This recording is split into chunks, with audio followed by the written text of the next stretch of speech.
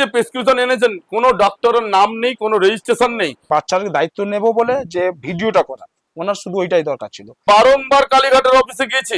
ওনার কি একবার উচিত ছিল না যে খোঁজ নেওয়া? অভিষেকের মতো একটা অশিক্ষিত পুরো সর্বনাশ করে দিয়েছে আমাদের ডায়মন্ডবাসী।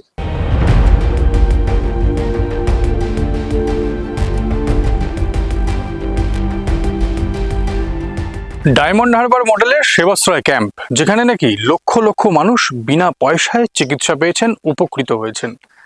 আজ সেই ক্যাম্পে যাওয়া দুজনের গল্প আমরা তুলে ধরব। একজন মহেশতলার মালতী বিশ্বাস, প্রায় 60-এর কাছাকাছি যার বয়স, আর একজন একরত্তি কৃতি মান্না, আমতলার বোরহানপুরের বাসিন্দা। পরিবারের অভিযোগ, সেবাশ্রয় ক্যাম্পে ভুল চিকিৎসার কারণে একদিকে মালতী বিশ্বাসের একটি পা কেটে বাদ দিতে হয়েছে এবং একরত্তি কৃতির ডান হাত।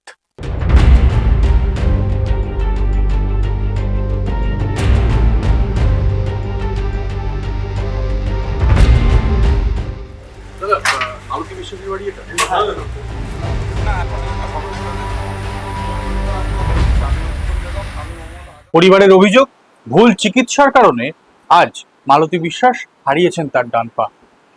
জীবনের 59 বসন্ত পেরিয়ে এসে 60তম বসন্তে তিনি একটি পা হারিয়েছেন সেবাশ্রয় ক্যাম্পের সৌজন্যে।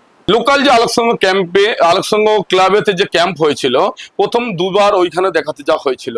যে ওষুধগুলো দিয়েছিল একটাও কোনো অরিজিনালি ওষুধ ছিল না। তার কারণ কথা বলে বিষক্রিয়া হয়, সেই ওষুধকে আরো মায়ের যন্ত্রণা বেড়ে যায়।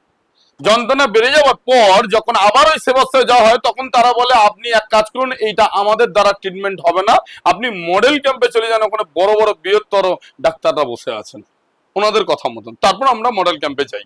মডেল ক্যাম্পে পৌঁছে শুরু হয়েছিল আরেক যন্ত্রণার অধ্যায়। মেটাপুজ বিধানসভার মডেল ক্যাম্পে যখন যাওয়া হয়েছিল, সেখানে প্রথম যখন যাওয়া হয়, তখন সেখানে একজন সিনিয়র ডক্টর বসেছিলেন। তিনি পরিচয় দিলেন যে আমি জগন্নাথ গুপ্তা হসপিটালের ডক্টর। মা, আপনি কি 1,20,000 টাকা দিতে পারবেন? আমরা অথবা যদি 1,20,000 টাকা বেয়ার করবো, তাহলে তো আমরা ডাইরেক্ট কোনো নার্সিংহোম বা ভালো জায়গাতে ট্রিটমেন্ট করতাম। মডেল ক্যাম্পেও সুরাহা মেলেনি, বরং শুরু হয় রেফার যন্ত্রণা। প্রথমে এমআর বাঙ্গুর হাসপাতাল। যখন এমআর বাঙ্গুরেতে যাতায়াত করলাম, এমআর বাঙ্গুরেতে যাতায়াত করার পর লাইন দিয়ে প্রসিড মেনটেন্স করে যখন যাতায়াত করলাম, সেখানকার ডক্টররা রাগান্বিত হয়ে বললেন, দেখুন এই যে প্রেসক্রিপশন এনেছেন, কোনো ডক্টরের নাম নেই, কোনো রেজিস্ট্রেশন নেই, আমরা এই গ্রাহ্য করব না। অতএব আমাদের কাছে এইসব চিকিৎসা হবে না, আপনি ন্যাশনাল মেডিকেল কলেজে চলে যান। তো যথারীতি তারা রেফার করে দেন ন্যাশনাল মেডিকেল কলেজে। সঙ্গে সঙ্গে এমপি সাহেবের যে স্টাফরা যোগাযোগ করতো, তাদেরকে আমরা জানিয়েছিলাম। তখন তারা বলে মডেল ক্যাম্পে ব্যস্ত, কেউ বলে আমরা স্যারকে নিয়ে ব্যস্ত, কোনো মতে এই সময় টাইম দিতে পারবো না, আপনারা প্রসিড মেনটেন্স করুন, আমরা ন্যাশনাল মেডিকেল কলেজে পরে যোগাযোগ করব। কিন্তু কেউ একবারের জন্য ন্যাশনাল মেডিকেল কলেজে যোগাযোগ করেনি। ততদিনে পায়ের অবস্থা অনেকটাই খারাপ হয়েছে মালতীর। স্থানীয় সেবাশ্রয় ক্যাম্পে চিকিৎসার যে পর্ব শুরু হয়েছিল, তা গিয়ে ওঠে ন্যাশনাল মেডিকেল কলেজের অপারেশন টেবিলে। অপারেশনের সময়তে অপারেশন থিয়েটারেতে মায়ের পা কাটা যায়। তার কারণ তাকে বলে রাখি, অপারেশন থিয়েটারেতে মায়ের পায়ের শিরা কেটে ফেলেছিল। সেটা 9 দিন পর যখন ডাক্তাররা ধরতে পারে, তখন অলরেডি মায়ের পা পচন হয় এবং সেইখান থেকে মা মৃত্যুসজ্জা। ওই বিপদের সময়তে আমাদের এমপি সাহেবের কাছে আমি বারংবার কালীঘাটের অফিসে গিয়েছি। সেখানেতে ওনার যে পিএ ছিল, ওনার পিএ হচ্ছে অয়ন, ওনার পিএ সুমিত বাবু, তারা কোনো সময়ের জন্য আমাকে যোগাযোগ করতে দেয়নি। মালতী বিশ্বাসের পরিবারের এই অভিযোগের প্রেক্ষিতে এফআইআর দায়ের হয়েছে রবীন্দ্রনগর থানায়। পদক্ষেপ করেছে রাজ্যের স্বাস্থ্য দপ্তরও। তবে মালতী একা নন, সেবাশ্রয়ে ভুল চিকিৎসার খেসারত দিতে হচ্ছে একরত্তি কৃতিকেও। অভিযোগ কৃতির মা বাবার। বিরল রোগে আক্রান্ত কৃতিকে ভেলোরেও নিয়ে যাওয়া হয়েছিল, তবে চিকিৎসার খরচ জোগানোর সাধ্য ছিল না পরিবারের। সেই সময় সেবাশ্রয় ক্যাম্প শুরু হলে আশায় আশায় বাচ্চাকে নিয়ে সেখানেই গিয়েছিলেন তাঁরা। আচ্ছা, আপনি চিত্তরঞ্জন মান্না তো? তৃণমূল মানে যে পার্টি, আমতলায় পার্টি অফিস আছে, ওদের ওখান থেকে একটা ফোনে আসার পরে আমাদের বললো যে দাদা তোমাদের সঙ্গে দেখা করতে চেয়েছে, মানে অভিষেক ব্যানার্জি আর কি।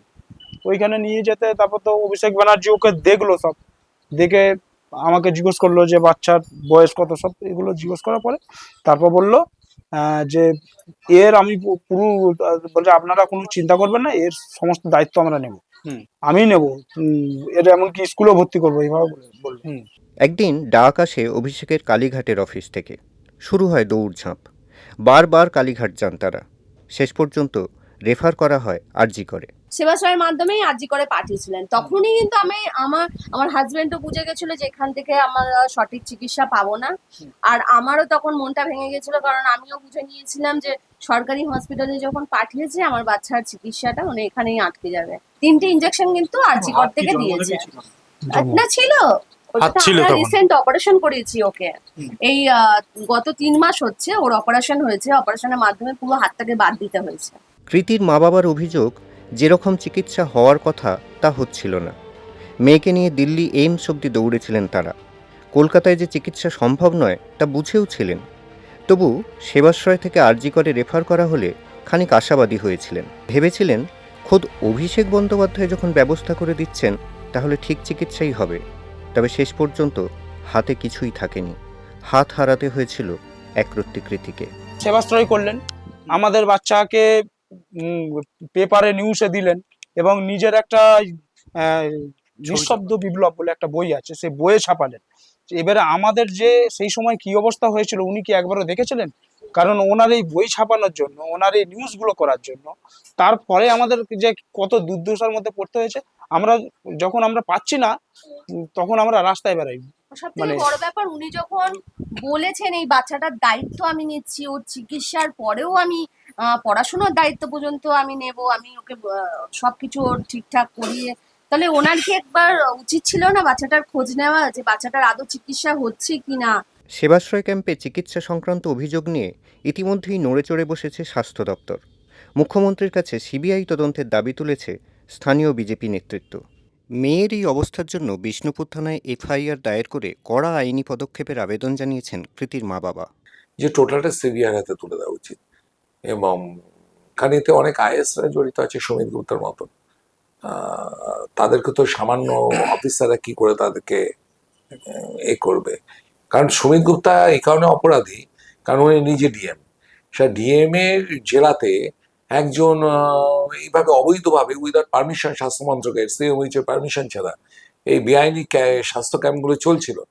আর উনি উল্টে তাদের সিএমএইচ বিএমএইচদের ডেকে ওনার অফিসে বলেছে যে হ্যাঁ আপনাদের এদেরকে সহযোগিতা করতে হবে। যখন কিছু বিএমএইচ বলেছে যে সরকারি সার্কুলার কোথায়, বলছে কিচ্ছু দরকার নেই, এমপি সাহেবের অর্ডার। মালতী বিশ্বাসের ছেলের সঙ্গে দেখা করেছেন রাজ্যের স্বাস্থ্যমন্ত্রী শারদত্ত মুখোপাধ্যায়। সেবাশ্রয় সংক্রান্ত অভিযোগ গুরুত্ব দিয়ে বিবেচনা করার আশ্বাস দিয়েছেন তিনি। যে সেবাশ্রয় শিবির ভোটের আগে অক্সিজেন হবে বলে মনে করেছিল তৃণমূল, ভোটের পরে তাই কি ক্রমে কালীঘাট তৃণমূলের গলার কাঁটা হয়ে উঠছে?